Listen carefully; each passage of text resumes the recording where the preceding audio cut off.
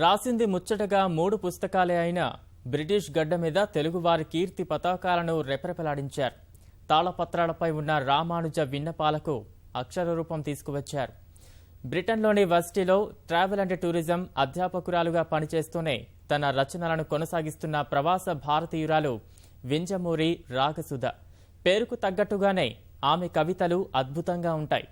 మంచి నృత్యకారిణి అయినా ఎక్కువ మందికి మాత్రం రచయిత్రిగానే పరిచయం. అక్షర రూపం ఇచ్చిన రామానుజ విన్నపాలను బ్రిటిష్ ప్రభుత్వం మే 10న అక్కడి పార్లమెంట్లో విడుదల చేయనుంది. ఇందుకు సంబంధించి రాగసుధతో ఈటీవీ ప్రత్యేక ముఖాముఖి. లండన్లో తన పేరున్న రచయిత్రి, భరతనాట్యంలో దిట్ట అయినా తన రచయిత్రిగానే ఎక్కువ మందికి సుపరిచితం.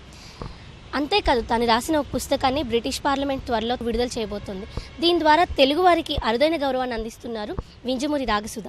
మరి ఆవిడ గురించి మరిన్ని విశేషాలు తన మాటలో తెలుసుకుందాం. నమస్తే మేడం. నమస్కారం అండి. సో ఎలా ఉంది మీరు రాసిన బుక్ని రామానుజుల విన్నపాలు పుస్తకాన్ని త్వరలో బ్రిటిష్ పార్లమెంట్లో విడుదల చేయబోతున్నారు. ఇది ఎలా అనిపిస్తుంది మీకు? నాకు చాలా గర్వకారణంగా ఉందండి. కాకపోతే నేను ట్రాన్స్క్రైబ్ చేశాను. రాసిన వారు ఇల్లందుల రామానుజాచారి గారు.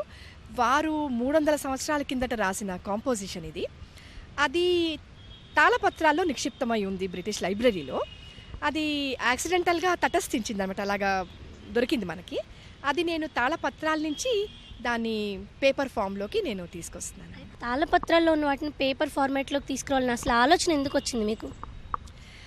అది నాకు స్వతహాగా వచ్చిన ఆలోచన కాదండి. బ్రిటిష్ లైబ్రరీలో సౌత్ ఇండియన్ లాంగ్వేజెస్ క్యూరేటర్ ఉన్నారనమాట, నళిని ప్రసాద్ గారు.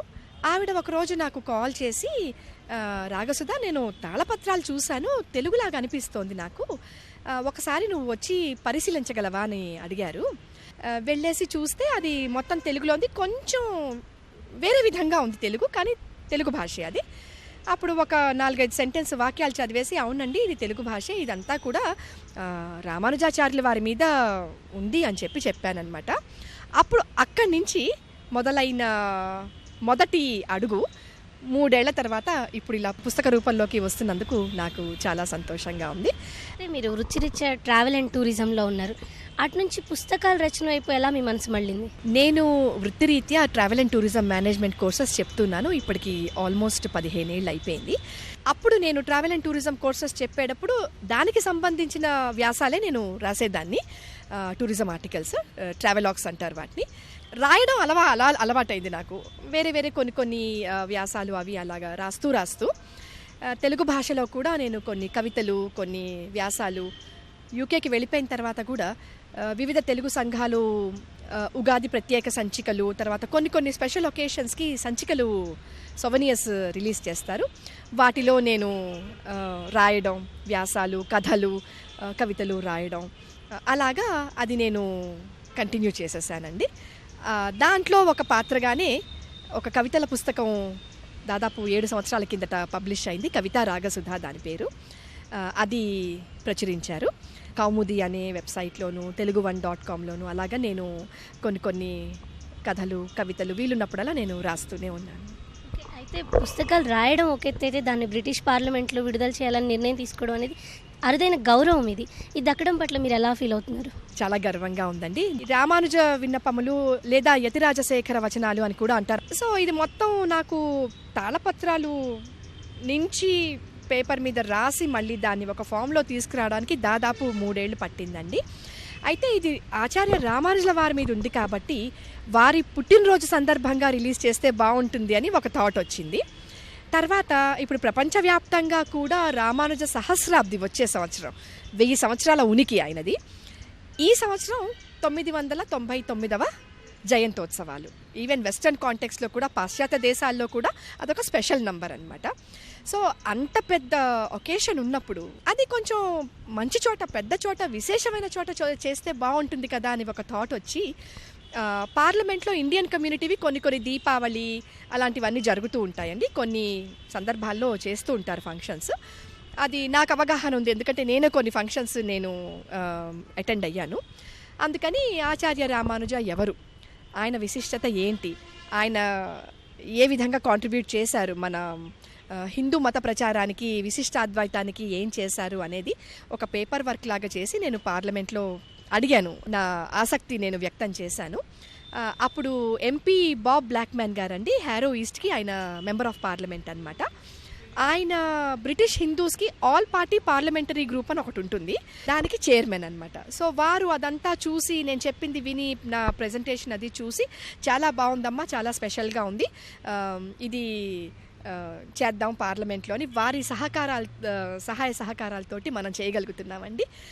దానికి నేను గర్వంగాను, ఒక విధంగా నాకు చాలా ఎక్సైటింగ్గా కూడా ఉంది. నేను మే కోసం ఎదురు చూస్తున్నాను ప్రస్తుతానికి. తెలుగు భాష విదేశాల్లో కూడా ఆ స్థాయిలో ప్రాచుర్యం పొందడం, అక్కడ అంత విలువ దక్కడం అనేది ఎవరైనా హర్షించాల్సిన విషయం. మరి దీని మీద మీరేమంటారు? అది అవునండి, మన తెలుగు వాళ్ళందరూ గర్వపడాల్సిన విషయం, హర్షించాల్సిన విషయం. డాన్సింగ్లో కానివ్వండి, సాహిత్యంలో కానివ్వండి, ఏ కళారంగంలో అయినా కూడా రకరకాల లెవెల్స్లో కాంట్రిబ్యూట్ చేసిన వాళ్ళు ఉంటారు. సో రకరకాలుగా తెలుగు వాళ్ళు విదేశాలకు వెళ్ళిపోయి, నేను యూకేలో ఉంటాను కాబట్టి యూకేలో రచయితలు ఉన్నారు, ఆర్టిస్ట్స్ ఉన్నారు, రకరకాలుగా సంగీతం చెప్పేవాళ్ళు ఉన్నారు. సో అందరూ కూడా ఎవరి వంతు ప్రయత్నం వాళ్ళు చేస్తున్నారండి. అది మటుకు మనం హర్షించదగ్గ విషయం. ఎందుకంటే మనం ఇండియాలో ఉండి మన భాష, మన చుట్టూరా మన భాష, మన స్నేహితులు, మన పరిస్థితులు, మనకి కంఫర్టబుల్గా ఉండే జోన్ కాకుండా మన కంఫర్ట్ జోన్ నుంచి బయటికి వెళ్ళిపోయిన పరిస్థితి అది. అందులో కూడా మనం ఒక ఆర్ట్ని మనం దాన్ని ప్రమోట్ చేస్తున్నాం అనేది కొంచెం కష్టమనే చెప్పాలి. అంత తేలిక కాదు. అన్ని బాధ్యతలు సంపాదించుకోవాలి, దాన్ని అధిగమించి మనం ఇంకొంచెం మనం కాంట్రిబ్యూట్ చేయగలుగుతున్నాం అనేది అది చాలా స్పెషల్ విషయం అండి. మనందరం ఇక్కడ కలిసి ఉన్నప్పుడు వేరు, విదేశాల్లో ఉండడం వేరు. అక్కడ తెలుగువారి మధ్య ఎలాంటి బంధాలు ఉంటాయి? బాగా ఉంటాయండి. అంటే ఇప్పుడు ఎక్కడైనా కూడా ఏకఛత్రాధిపత్యం అంటారు, అంటే ఒకటే సంఘం ఉండడం, లేకపోతే ఒకటే గ్రూప్ ఉండడం పాసిబుల్ కాదు. స్పెషల్లీ రీజనల్గా ఇప్పుడు అమెరికా తీసుకోండి, పెద్ద దేశం అది. సో అందరూ ఒకచోటే గుమిగూడాలంటే కొంచెం ప్రాబ్లం అవుతుంది. సో రీజనల్గా కొన్ని సంఘాలు ఉంటాయి. ముఖ్య పట్టణాల్లో, అంటే ఇప్పుడు నేను యూకేలో ఉంటాను, లండన్లో ఉండేవి ఉన్నాయి, వేరే ప్రాంతాల్లో రెడింగ్ అని, మిల్టన్ కీన్స్ అని, మాంచెస్టర్ అని, స్కాట్లాండ్ అని రకరకాల సంఘాలు, తెలుగు సంఘాల గురించే చెప్తాను. వాళ్ళందరూ కూడా వాళ్ళకి చేతనైనంత సాహిత్యానికైనా లలిత కళలకైనా కూడా వాళ్ళు చేయగలిగింది వాళ్ళు చేస్తున్నారు. మంచి సంబంధ బాంధవ్యాలు ఉంటాయి. ఏదైనా పెద్ద కార్యక్రమం అయిందంటే అందరూ కూడా వచ్చేసి ఒకళ్ళనొకళ్ళు మేము సపోర్ట్ చేసుకుంటామండి. చాలా బాగుంటాయి. పండగల్లో కూడా తెలంగాణ జాగృతి సమితి అని ఉంది, తెలంగాణ ఎన్ఆర్ఐ ఫోరం ఉంది. వాళ్ళు తెలంగాణకి సంబంధించిన కొన్ని స్పెషల్ పండుగలు, బోనాలు, బతుకమ్మ ఇలాంటివి వాళ్ళు చేస్తున్నారు. అది కూడా కల్చరల్ ఫెస్టివల్స్. అలా కాకుండా మళ్ళీ అందరం వచ్చేసి దీపావళి, సంక్రాంతి ఇలాంటివన్నీ అందరికీ చెందినవి, అందరూ వచ్చేసి సహకారంతో మేము చేసుకుంటామండి. రామానుజుల విన్నపాలు అనే దీనికి ఓ కాగిత రూపాన్ని తీసుకొచ్చి తెలుగువారి కీర్తిని మరింత పెంచారు వింజమూరి రాగసుధ. అంతేకాదు, తనకి దక్కిన ఈ గౌరవం తనది మాత్రమే కాదు, తెలుగువారందరిది అంటూ స్ఫూర్తి నింపుతున్నారు రాగసుధ. కెమెరా పర్సన్ నవీన్తో రమ్య, ఈటీవీ న్యూస్, హైదరాబాద్.